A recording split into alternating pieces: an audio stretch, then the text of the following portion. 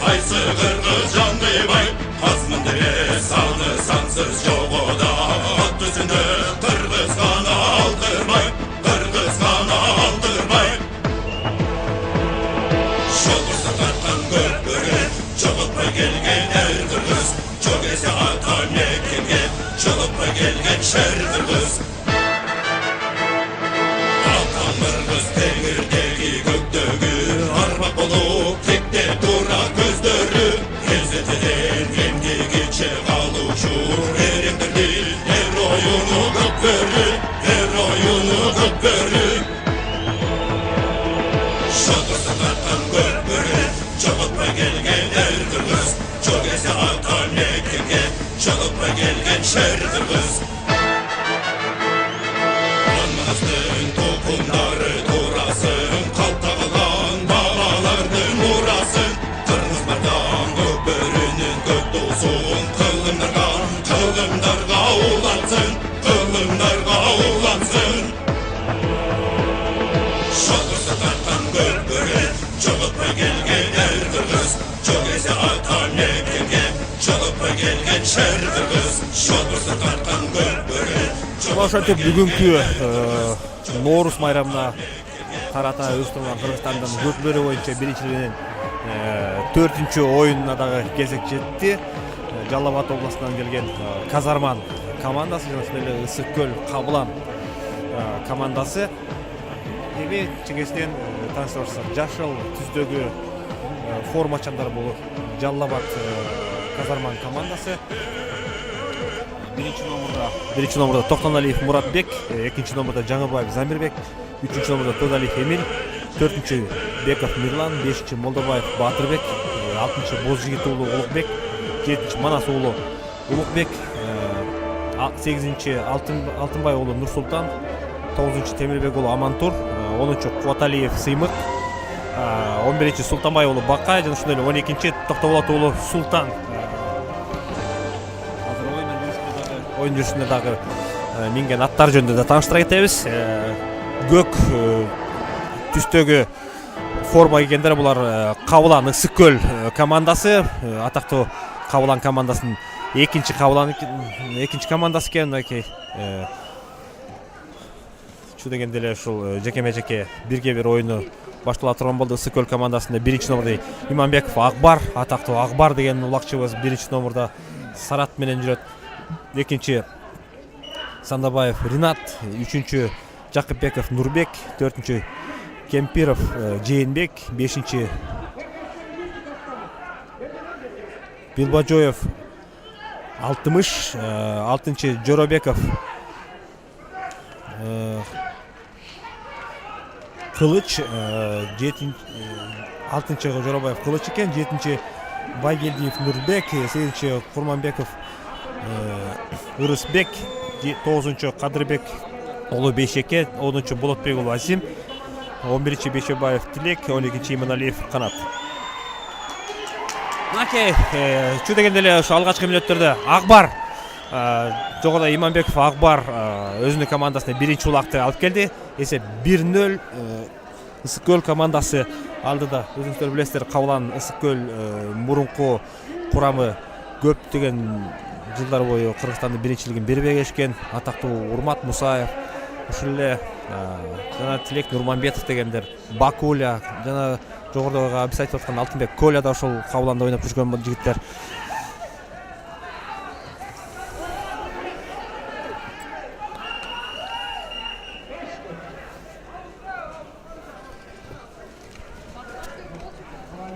Азыркы оюн мына көрүп атасыздар. Жалал Абад областынан келген Казарман командасы экен. Бул команда жаңы команда. Ал эми көгүлтүр мына ореке көк түстөгү футболкадагы формачандар болсо Кабылан 2 командасы. Гөл областынан келип атат. Кудай буйрса биз илгери Асылбек Өзбековду тамаша кылчу элек, гөлдүктөр улак тарта албайт. Гөлдүктөр улак тартат деп Асылбек Өзбеков ошо кичине намыстанып калса эле, Кудай буйрса мынакей көрүп атабыз. Гөлдүн командасы да келип мынакей жакшы оюн көргөзүп атат. Бу жерде Гөлдүн командасында Акбар деген бала бар, мына биринчи номерде өзүңөр көрүп атасыңар. Бою 1 метр 50 сантиметр. Бирок ушундай ойнойт. күчтүү оюнчулардын бири да, республикада эң күчтүү оюнчулардын бирине айланды 2-3 жылдан бери. Бул Акбарды айтып отурсак абдан чоң улакчы чыгат деп абдан үмүтүбүз чоң. Кудай буйрса мына жакшы оюнду көргөзөт деп барыбыз жакшы оюнду байкап туралы. Мынакей өзүңөр көрүп аткандай ушундай оюндарда, ушундай улактарда казанга түшпөй калат да. Кээде ушул бул дагы тажрыйбанын кичине аздыгынан, бирок ушул тажрыйба бара-бара келе турган нерсе. Мына Кудай буйрса Жалал Абадтын командасы дагы мыкты команда экен. Өзүн өзү сыйлаган команданы көрүп атасыңар. Мынакей формаларын карагыла. Аттары да мыкты экен, балдары да мыкты экен. Мынакей өзүнүн формасын жакшынакай кылып тигип, кийгизип, ушу алып келген жигиттерге да ыраазычылык билдирип койсок көп кетпейт. Себеби ушул команданын тартиби, ынтымагы, мына ушундай өзүн өзү сыйлаган команда жакшынакай формачан, биринчи жолу келип атса дагы жакшынакай форма тиктирип, ушул тартип менен келгенден кийин бул командада Кудай буйрса ийгиликтер болот. Негизи ушул өзүн өзү сыйлаган команда ушинтип өнөктөшүн да сыйлайт дегендей, өзүңөр көрүп аткандай мына жакшынакай формачан келиптир. Жалал Абад командасына да ыраазычылык билгизебиз. Ушул жетектеп келген балдарга да ыраазычылык билгизебиз. Абдан мен көңүлүм толуп отурат ушулардын формасын көрүп, оюнун көрүп отуруп. Абдан бул тең-тең келген команда экен, экөө тең бири-бирине абдан жакшы оюн көргөзөт деген ойдобуз. Жеке Ысык Көл облусунан келген Кабылан командасынан Кемпиров Жээнбек өзүнүн бул жерде эми азыр аты жазылган эмес экен. Жалал Абадтан болсо Алтынбай уулу Нурсултан Коёнек деген Конек деген аты экен. Конек деген аты менен чыкты. Мынакей ар бир облустун жараган бирге туруп ушул ойной турган аттары, тандалган аттары чыгып атат. Ысык Көлдүктөрдү көрүп атасыздар. Булар эми Ысык Көлдөн чын эле Мурат байке айткандай таза Ысык Көлдүн балдарынан чогулган бир команданын келиши ушул биринчи жолку болсо керек.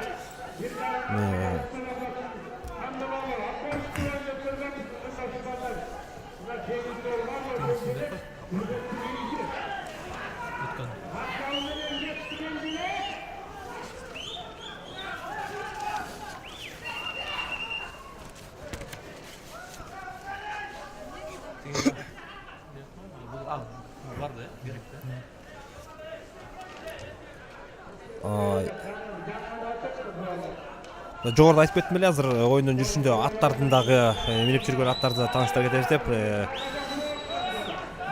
Азыр мына Ысык Көл облусунда 4-номурдагы аятан көрмала Азамат Жакыпбеков Кенже 1992 жылы төрөлгөн жигит экен. Экинчи улакты өзүнүн командасына алып келди. Иманбеков Акбар минген аты Ветерок дейт. Садаев Ринаттык болсо экинчи номурдагы Атаман деген, Месси деген, Мерс деген, Мерген деген, Беш кашка, Кой күрөң, Асман, Доллар, Тата, Тамир, Акжал деген аттар. Баягы Бакуля минип жүргөн Месси ушул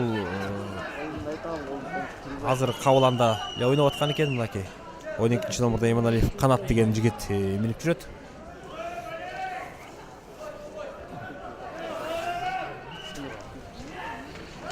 Эсеп болсо 2-0.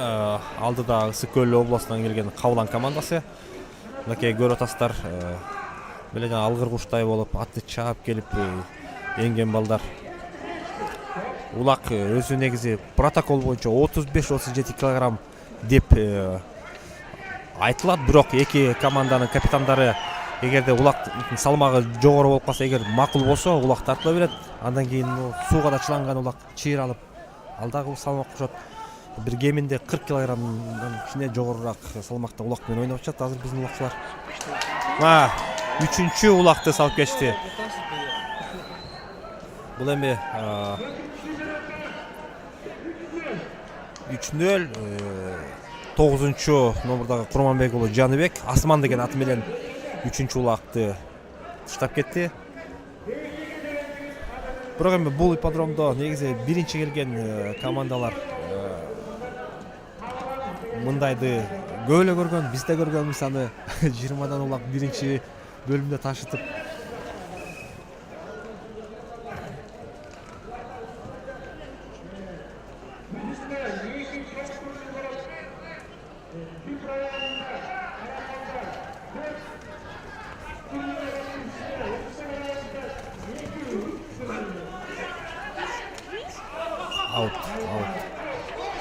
азыр эми аутка чыгып кетти.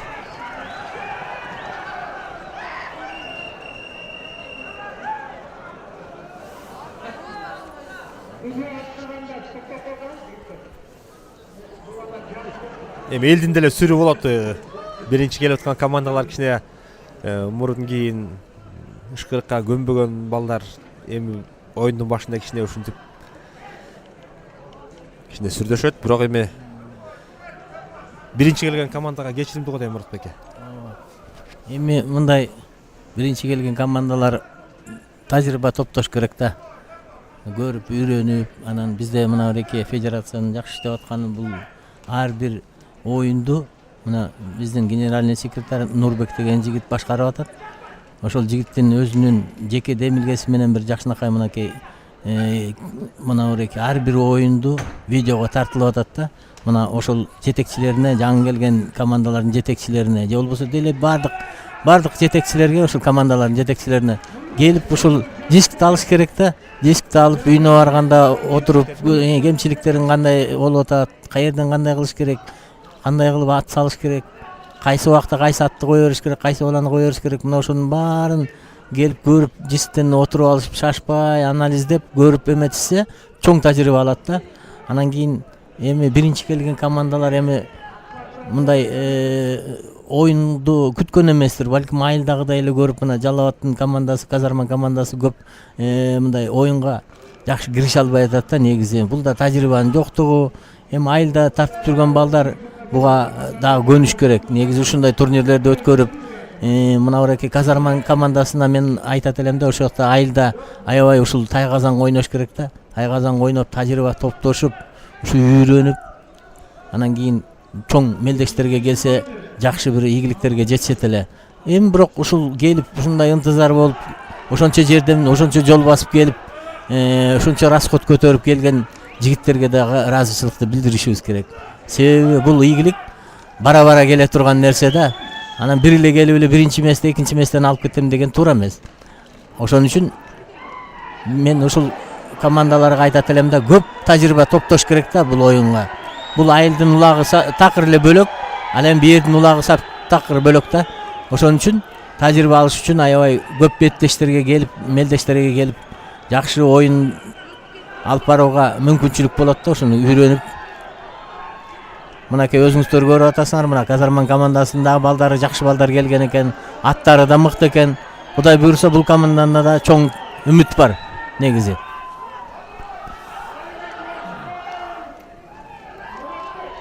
Мынакей көрүп атасыздар, Казарман командасынын капитаны ошол Муратбек деген жигит 1970-жылы төрөлгөн жигит экен.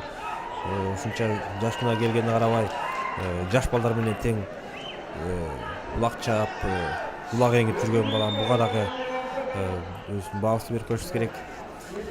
Эми улакта ат жыгылат, бала жыгылат, ар кандай болот. Биринчи келгенде утуп эмес, улак салып кетсең дагы чоң жетишкендик.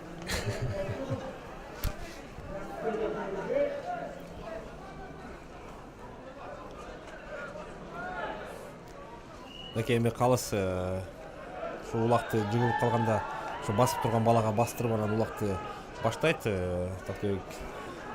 Токтоналиев Муратбек капитан командасы экен. Жалал Абад областынан келген Казарман командасынын жаман эмес, эми мына башталышы такымы күчтүү жигит экенин көрүп турабыз. Жантан бери баардыгысы келип жулганга аракет кылып атышат. Ушул бир казандан экинчи казанга чейин ушул такымдан жулдурбай басып келди. Бул дагы чоң күчтүү талап кылган жумуш.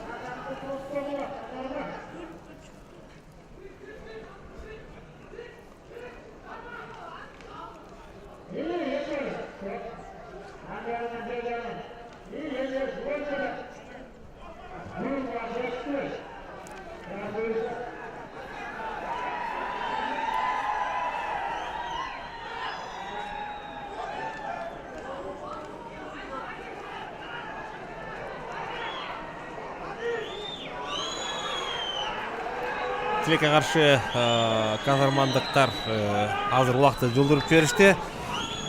Эми Садабаев Ринат Атаман деген аты менен азыр кетип. Мынакей 4-улак.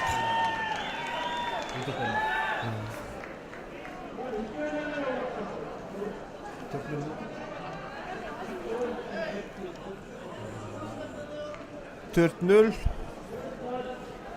эми биринчи таймдын аягы тап калды.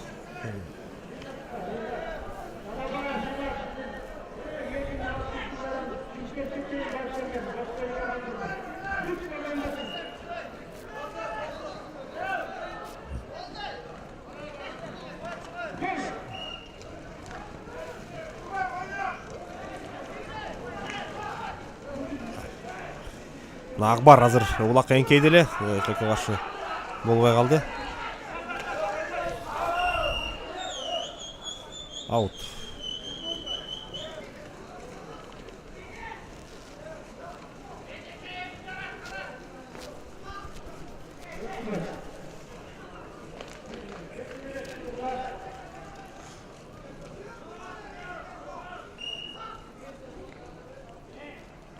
Темирбек уулу Амантур 9-номурдагы Жалал Абадтын Казарман командасынын оюнчусу. Сонун ошондой эле Кадырбек уулу Бейшеке, бул доллар деген аты менен, бул жаш бала 96-жылкы. Мына азыр мына Месси менен Акбар бекен. Акбар мынакей азыр атактуу Мессини минип алып, өзүнүн 5-улагын салганы бар атат окшойт. Оосуган атырабыз.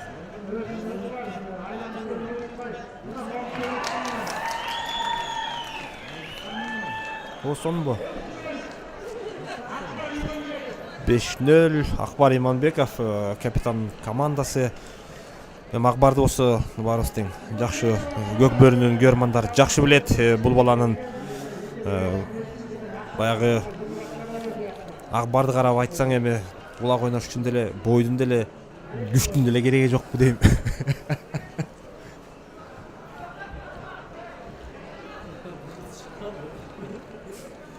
5-0 Ысык көл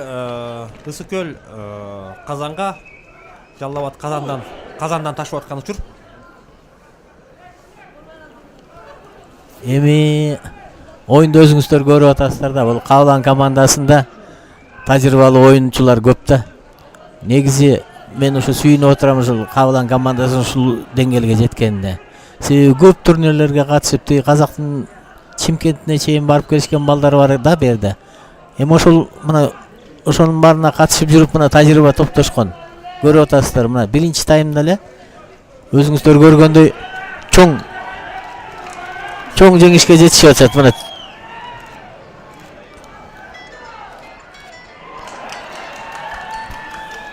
Кадырбек уулу Курманбек уулу Жаныбек 90-жылы төрөлгөн, 9-номурдагы оюнчу 6-улагын салып койду. Эми бул жерде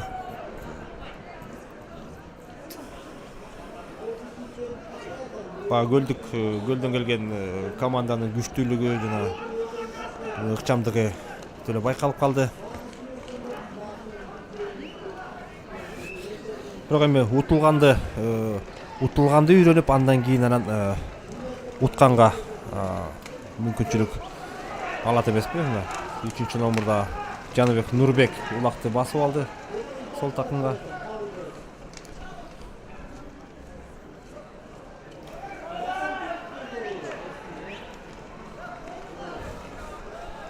Мынакей эми Жалал Абадтын Казарман командасынын балдары деле колдон келишинче тозоттоп, колдон келишинче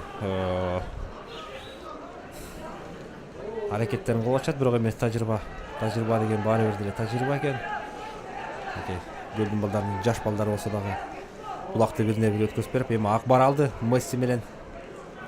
Мессини болсо баарыбыз билебиз, Кабыланда Бакуле ойноп жүргөндө кандай кадимки эле жанагы футболчу Мессиде болуп, финттер жасап, буйтап, качып жүрүп, анан гол салчу. Мына 7-улагын салды.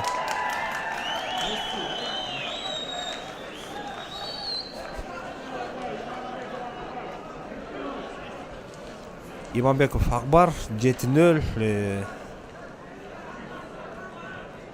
Эми гөлдүктөр эми эс ала берсе болот.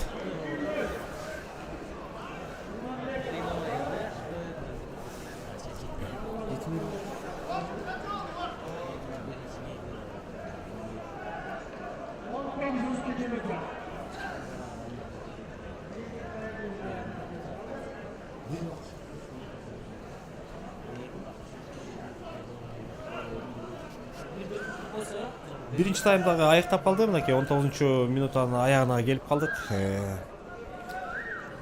Эми бул эми оюн экен. 7-0.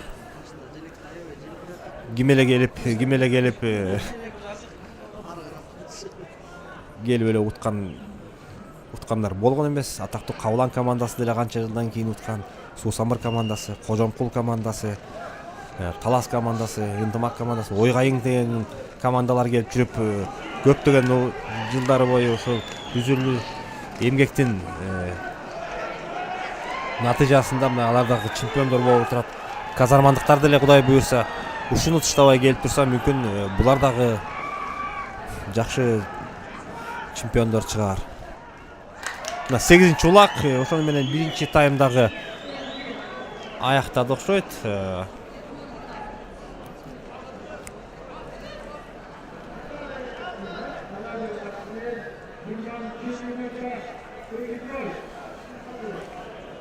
Болотуулу Азим Тата деген аты менен.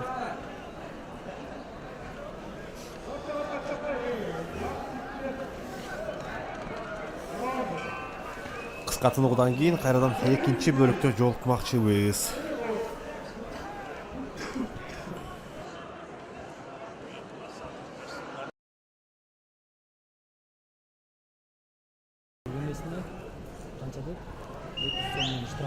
Үйдө канча шаг өстү, ошонун баарын эдеп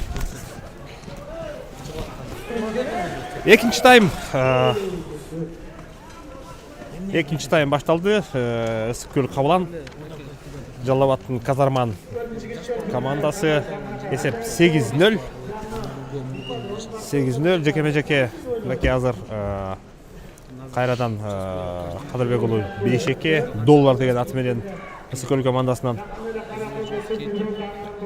Казарман командасынан Манас уулу Улукбек Аккөкүл деген аты менен чыккан экен. Улак Кабылан командасында 9-0 ошентип бир тараптуу Вадни воротол баштады го,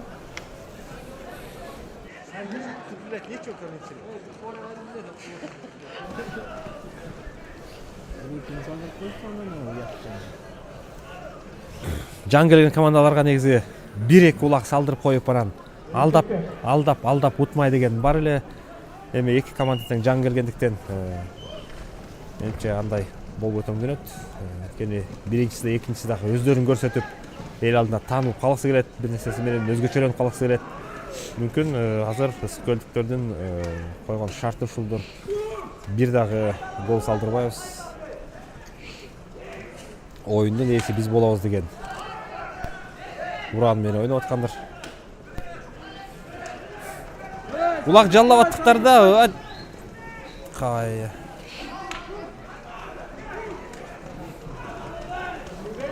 Нурбек аттуу жигит азыр мынакей улакты кабай 10-чу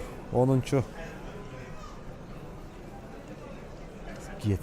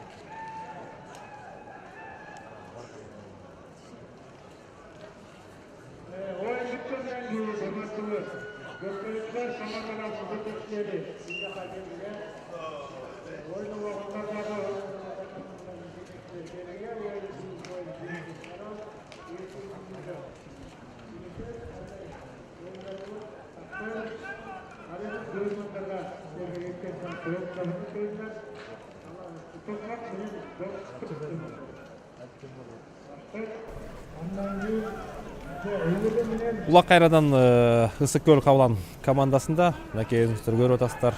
Азыр эми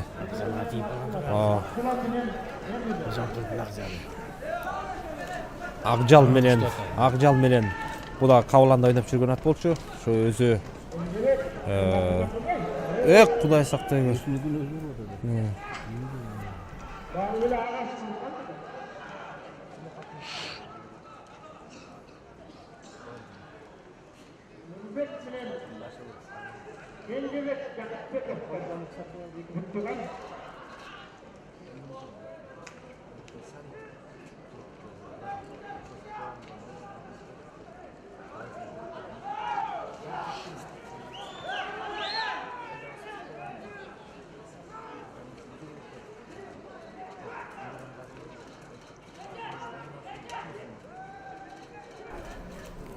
Мынакей Жалал Абад малдардагы жанданды окшойт. Казармандыктар өздөрүнүн казанына келген улакты тырышып кармап салдырбаганга аракет кылып атышат.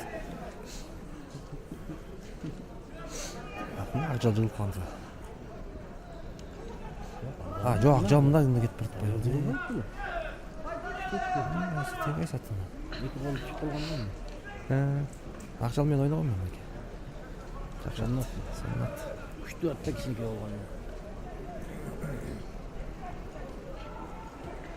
Чуркаганларды кушты. Ойнойт. Беков Мирлан Стиль деген ат менен Казарман командасына мына жекеме-жеке кирди. Ысык көл командасынан азыр каршылашы Кемпир Жээнбек Мырс деген аты менен, караты менен.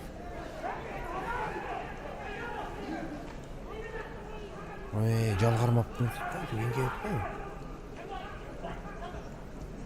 Жалбаптын баласы. Өзүңгүлөр узун тең карабыз. Бар элемсин өзүн тең жоктун.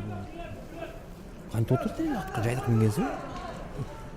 Ön paskanda istemişim.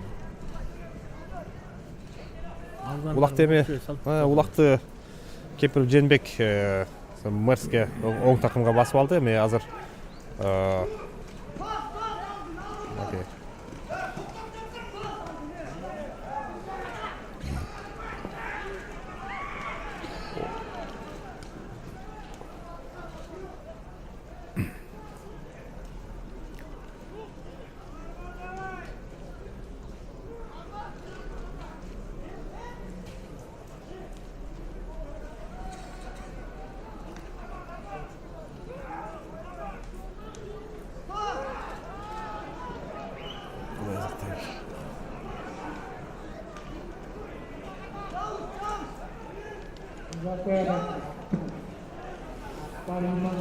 Акбар Иманбеков. Ветерок деген ат менен мына создук туруп эми азыр оңдонуп азып алып туруп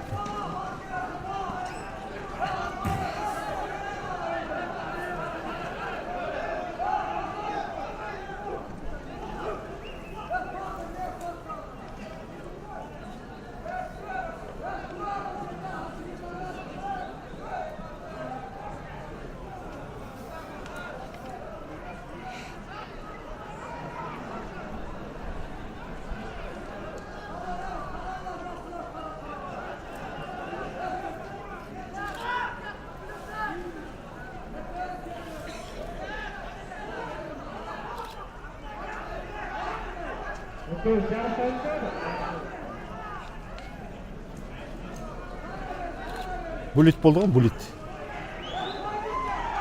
Мына Ветерок менен Акбар Иманбеков азыр чабуулун башталды. Бул жерде өнөктөштөрү бирден каршылашсын кармап Акбарга жол ачып бериши керек эле. Тилекке каршы.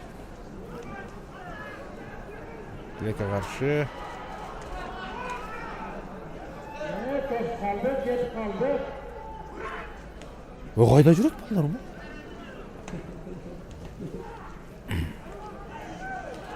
Мессага. Баары бир Акбар баштаган ишин аягына чыгарып мынакей 10-чу өзүнүн улагын таштап кетти.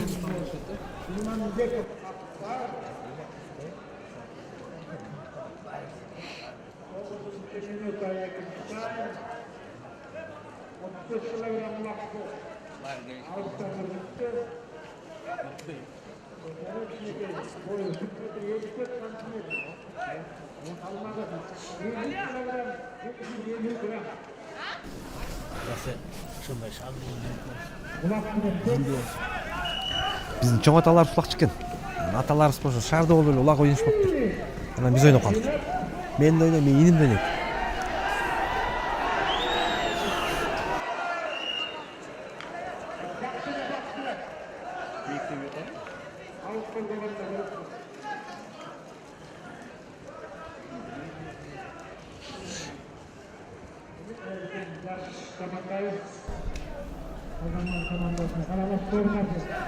Куаталиев Сыймык Элик Сур деген аты менен мынакей ортодон азыр улакты алып чыкты. Бас такымга. Азамат мынакей басып алды.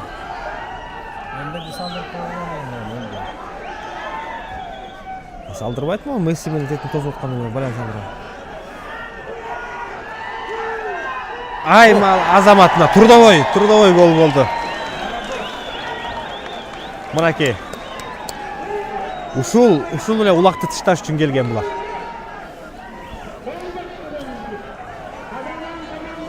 Куаталиев Сыймык Элик Сур деген аты менен бул жаш эле жигит экен, 95-жылкы.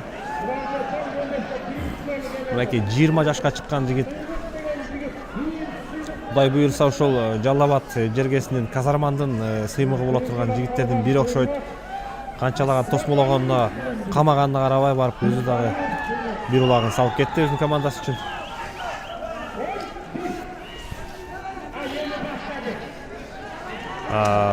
Эсеп болсо 1-10 ысыкөлдүктөр алдыда.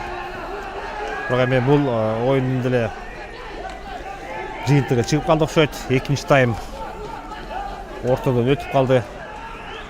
Өстөр көргөндөй.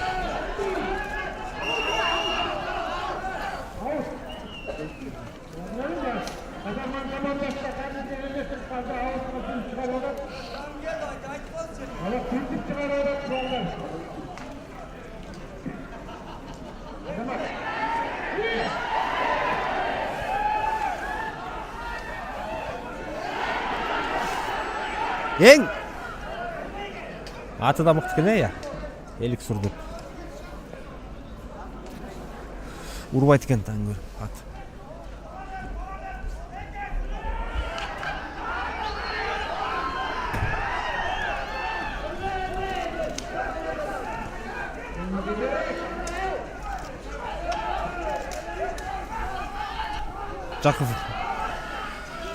Жакупов Кенже деген оюнчу, ошол Кабыланда ойноп жүргөн Акжал деген ат менен мынакей өзүңүздөр көрүп атасыздар, басып алды оң такымга.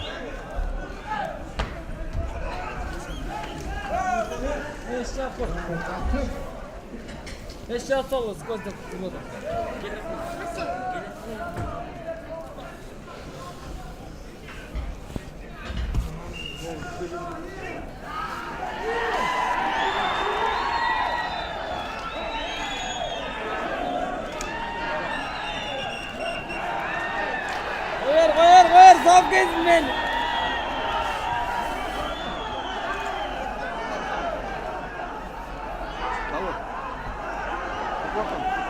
Алдынан уруп салып алды баланыч.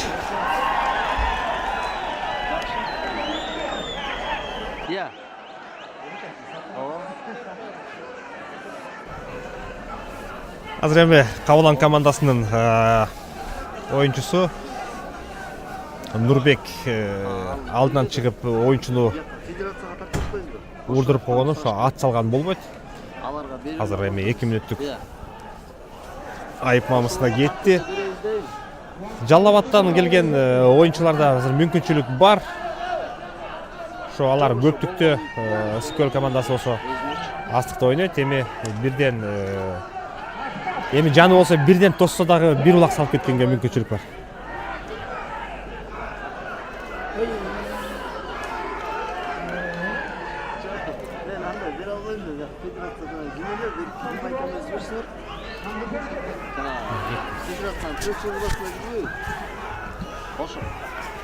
Ошого жип керек.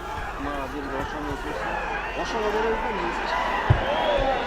мынакей өзүңүздөр көрүп аткандай аябагандай кызуу оюн башталды. Жалал Абадтыктардагы бир улак салгандан кийин өздөрү колдоруна алып жакшы оюн көрсөтө башташты.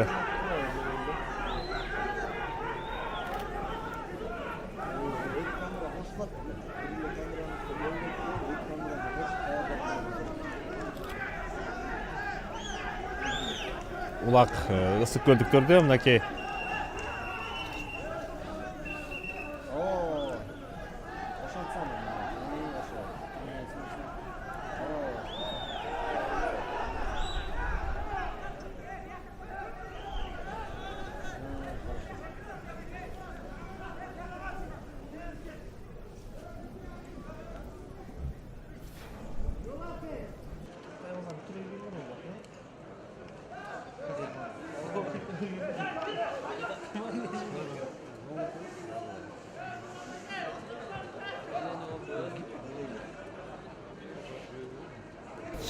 Казарман командасынан Беков Мирлан азыр одоно оюн көрсөтүп алдагы айып мамысына кетти. Азыр эми команда кайрадан 3-3 болуп тең тайлаш оюн баштала турган болду. Улак болсо Ысыкөл командасында азыр эми мүмкүн дагы 11-чи гол деп коет улакчылар.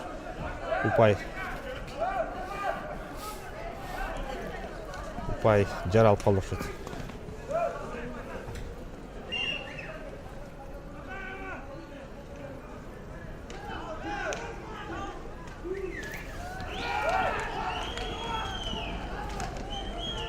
Чыгар такымдан.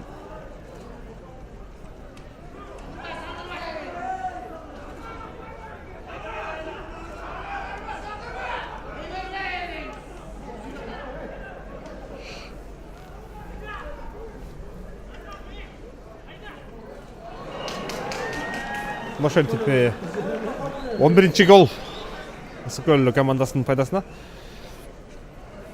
1-11. Экинчи таймдагы аяктап калды. Ошентип Ысыкөлдүктөрдүн артыкчылыгы болуп атканы барыстарга байкалып атат.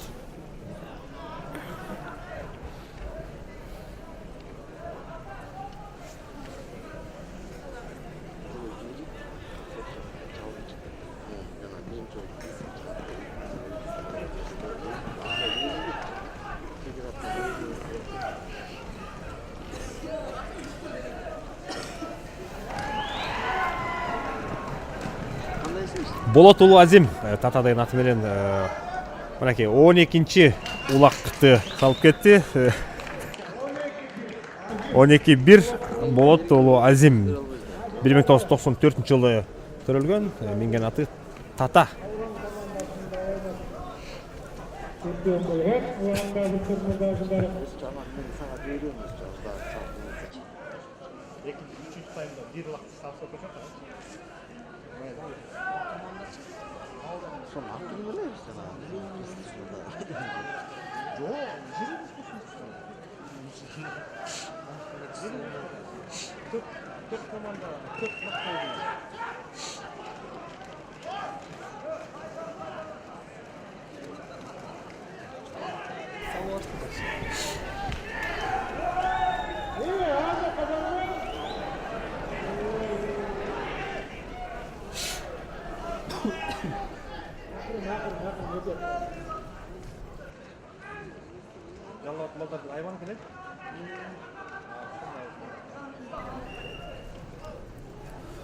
Аут ойын эми кайрадан жекеме-жеке бирге бирден башталмакчы.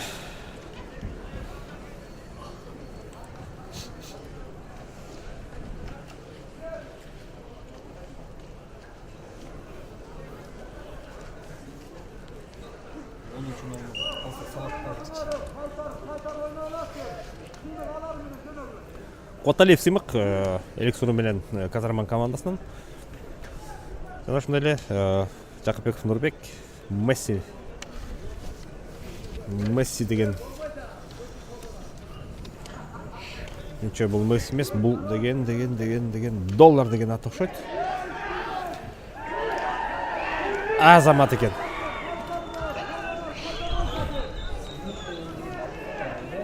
Сыймык ошол жалгыз ушу 1 очконун 1 упайдын ээси Сыймык.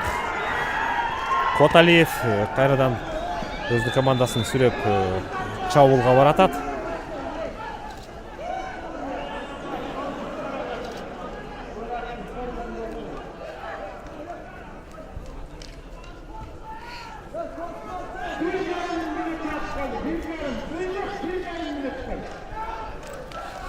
Экинчи таймда бүтөрүнө 1 минуттан 1 минутка жетпеген убакыт калыптыр. Эки таймдын жыйынтыгы 12-1 Ысык-Көлдүктөрдүн пайдасында. Эми кайрадан Ысык-Көл командасында Садаев Ринат улакты басып алып, Атаман деген аты менен Казанды көстө кетип баратат. Бул дагы жок, бул Жакыпбеков Нурбек экен, кетесиздер. Мына 13-чү улак, ошо менен экинчи бөлүм дагы аягына чыкты көрүнөт. 13-1. 13-1.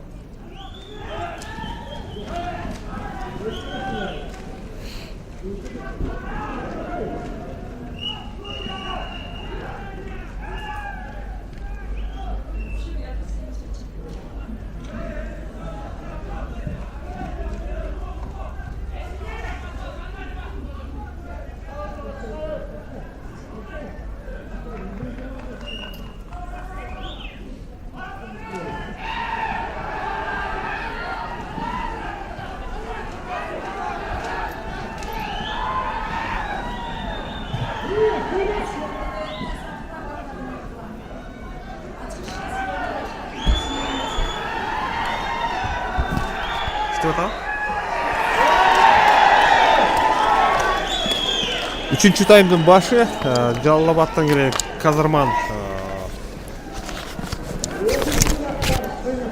Казарман командасы экинчи улакты таштап кетти. Мына Кудай буйрса жакшы, бул дагы келечеги бар командалардын бири. Биринчи ирет келип атышат. Ошол келгенде дагы терең ыраазычылыктарды билдириш керек. Ушуларды уюштуруп келген Казармандын, Жалал-Абадтын жигиттери дагы ушу намыстап келип отурушат. 13-2. Эми бул оюндун деле жыйынтыгы чыгып калды көрүнөт. Эми бир таймда 12-13 улакты таштап кетиш деле өтө кыйын. Биз эми дагы бир жолу ушул бүгүнкү 16 мартта болуп жаткан жыйынтыктоочу оюндун катышуучуларын дагы тааныштыра кетелик. Казарман командасынын оюнчулары: биринчи номерда Токтоналиев Муратбек, экинчи Жаңыбаев Замирбек, үчүнчү Турдалиев Эмил, төртүнчү Беков Мирлан, бешинчи Молдобаев Батырбек, алтынчы Бозжигит уулу Улукбек, жетинчи Манас уулу Улукбек, сегизинчи Алтынбай уулу Нурсултан, тогузунчу Темирбек уулу Амантур, онунчу Куаталиев Сыймык, 11-чи Султанбай уулу Бакай, жана ошондой эле Тортобот уулу Султан. Мынакей азыр ысыкөлдүктөр кабылан эки командасы казармандыктардын казанын камалоодо. Мына эми азыр эң кызыктуусу ушул кимисинин билеги күчтүү болсо, кимиси чапчаң болсо ошонусу жулуп кетет.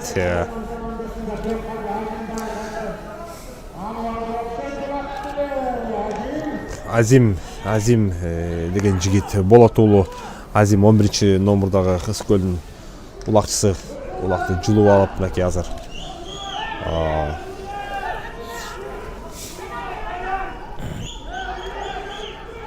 өзүнүн командасын чабуулдугу үндөп аткан учуру. Ысыкөл кабылан командасынын оюнчуларын айта кетсек, 1 номурда Иманбеков Акбар, бул эми баарыңыздар билесиздер. Кыргызстандын менмендеги улакчыларынын бири. 87-жылы төрөлгөн. Экинчи Садабаев Ринат, 3-чү Жаныбеков Нурбек, 4-чү Жакыпбеков Кенже, 5-чи Кенжебек Кемперов Жээнбек, 6-чы Балбаков Алтымыш, 7-чи Жоробеков Кылыч, 8-чи Байалиев Нурбек, 9-чу Курманбек уулу Жаныбек, 10-чу Кадырбек уулу Бейшеке, 11-чи Болот уулу Азим, мынакей улакты басып жүргөн жигит. 12-чи Бешембиев Тилек,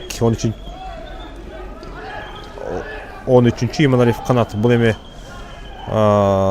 бул жерде 13 бала жазылып калган экен. Команданын капитаны Иманбеков Акбар, команданын жетекчиси Асаналиев Кубан. Азим дагы эле ушул улакты басып жүрөт. Мына эми азыр 14-чү улакты ырытканга аракеттенип атат окшойт.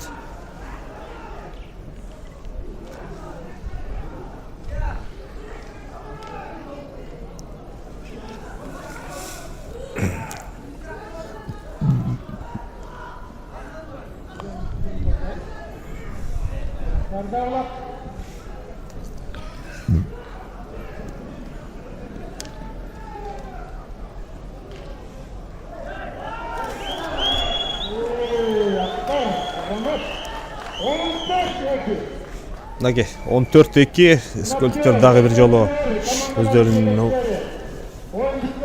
командасына бир упайды алып келди. Команданын капитаны Иманбеков Акбар. Жогоруда эле айтып өттүм эле.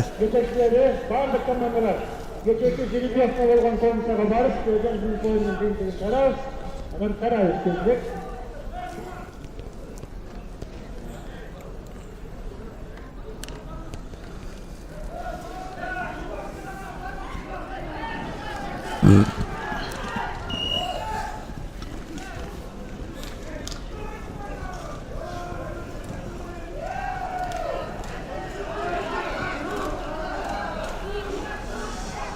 Жээнбек 91-жылы төрөлгөн улакчы. Бул кайрадан 15-чи улакта салганы өз командасы менен мынакей чабуулга өттү.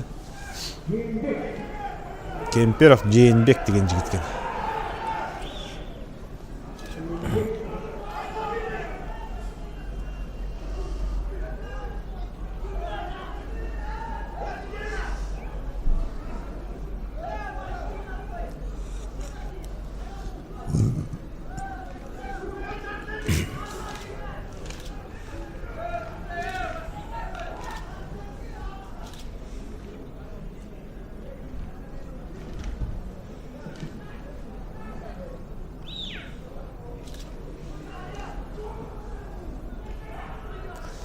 Мынакей ушинтип Ысыкөлдүктөр 15-чи улагын салып кетти. Эсеп болсо 2-15.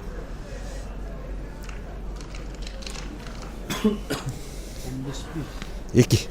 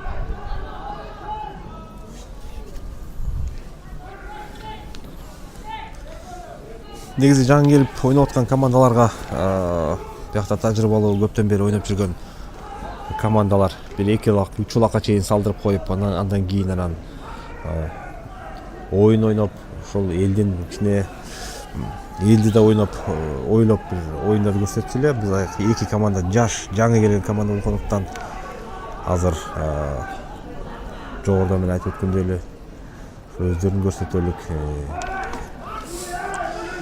ким эмнеге даяр экенин кимдин даярдыгы кандай экенин бири бирин сынайбыз деген ниетте шартта мынакей оюн жүрүп жатат.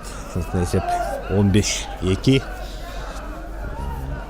Азамат бирок казармадан келген жигиттер дагы аягына чейин колдорун түшүрбөй жанталашып оюн көрсөтүп жатышат.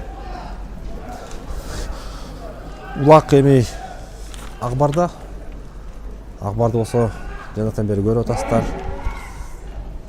Такымына улак тийип калса колу ооруп чыкпаган кыйын жигиттердин бири.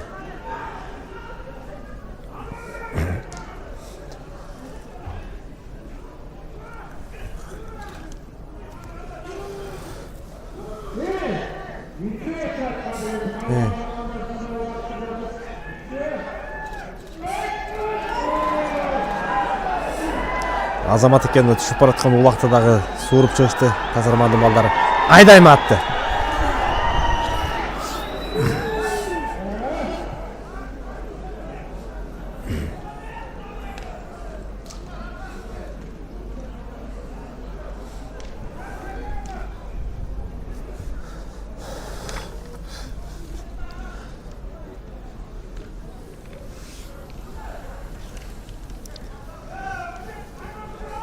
Мына ушул өзүңүздөр көргөндөй Скөл командасы дагы улакты басып алып, убакытты чоюп, өздөрү кыйналбай, өздөрүнүн тактикасына өтүштү. Жакыпбеков Нурбек, бул дагы тажрыйбалуу улакчылардын бири. Эгер жол болуп калса 16-улакты салып кеткен. Мынакей 16-улак. 16-2.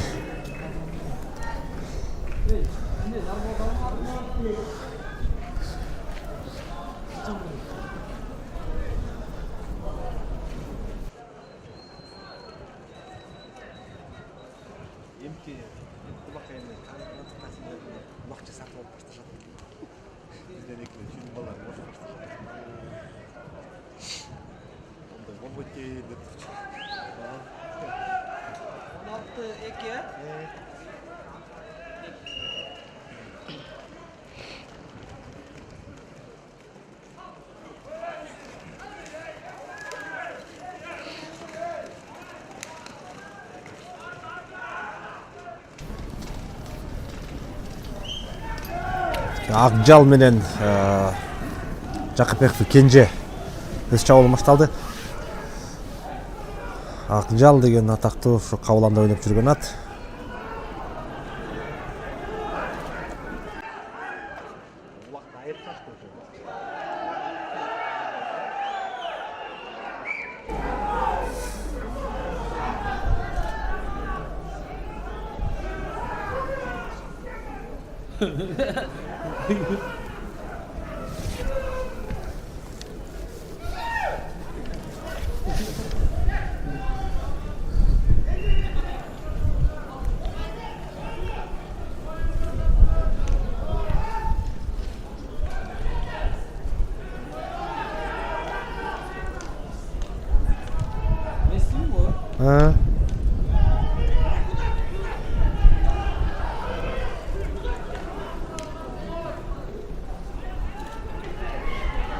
Sal.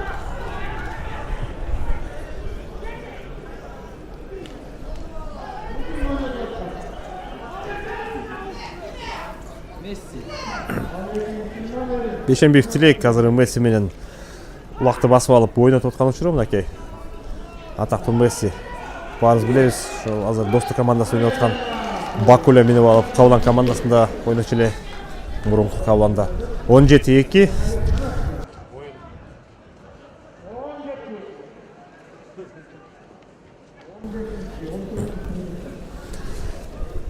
6 минутта убакыт калган экен мынакей. Бул жакта эми оюндун жыйынтыгы деле чыгып калды. Скөлдүктөрдү куттуктай берсек болчу да. Кийинки айлампада эми кайсыл командага түшүп кетсе дагы бир татыктуу, бир жакшы оюн көрсөтө турган командалардан экени көрүндү.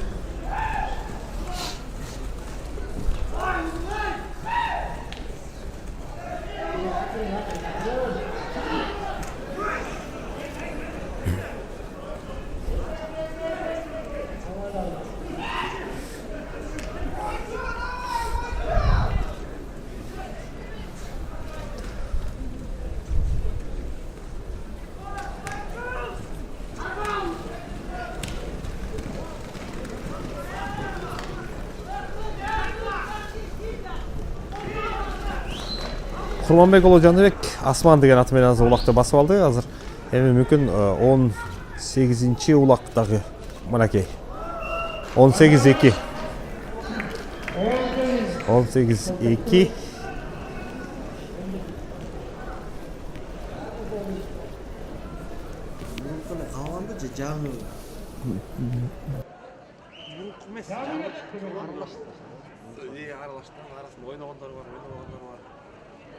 Бирок мурда калган чүйдү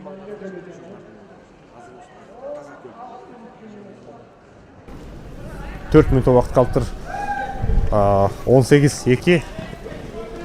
Жалал Абадтан келген Казарма командасынын балдарына дагы тренировчулук билдириш керек. Мынакей ушундай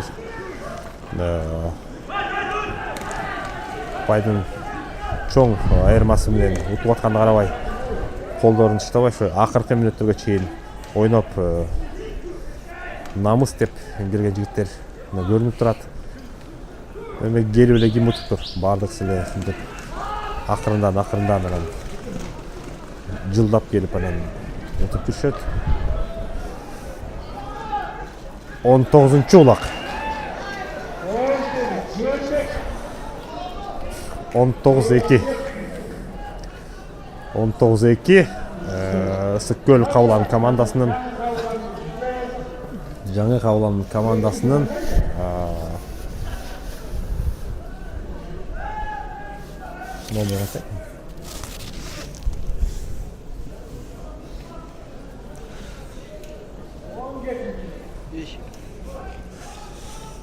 Кемпиров Жээнбек 19-чу улакты салып кошту. Эми убакыт дагы бар. Бир улак салып кеткенге Скөлдүктөргө.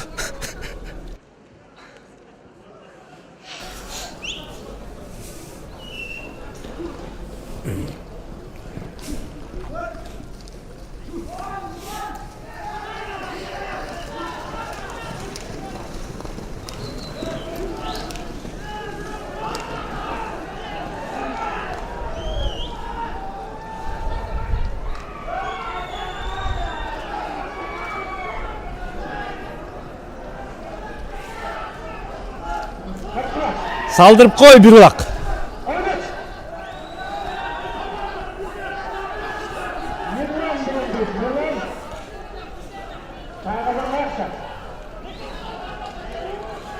Беков Мирлан Стиль деген аты менен.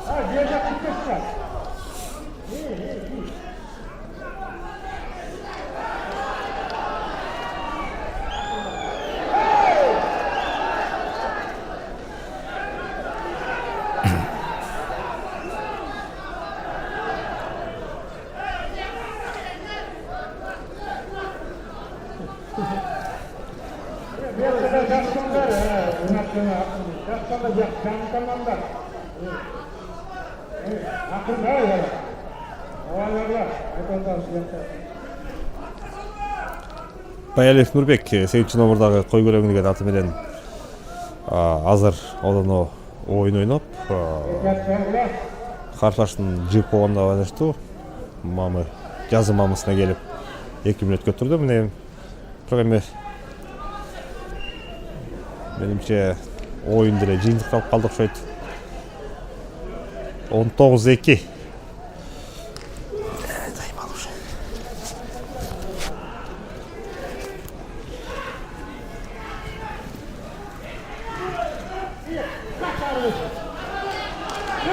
Акыркы секундалар кетти. 45 секунд. 40 секунд убакыт калган экен. Айда! Кубаныч. Коталев сыймык. Азыр убакытты басып алып.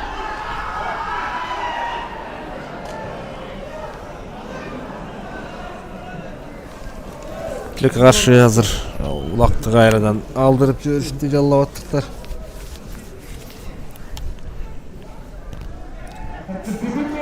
15 секунд убакыт калды. 10 секунда. Анда эмесе бүгүнкү ушул Норус майрамына арналган көкбөрү боюнча Кыргызстандын биринчилигинин биринчи ачылыш күндө 4-чү оюндагы жыйынтыкталып калды. Эсеп 19-2 Ысык-Көл Кабылан командасынын жаңы түзүлгөн команданын пайдасына чечилди. Биз болсо бардык ушул оюнчуларга жана көрөрмандарга эртең келип дагы кийинки 4 оюнга күбө болуп кетишиңиздерди сурмакчыбыз.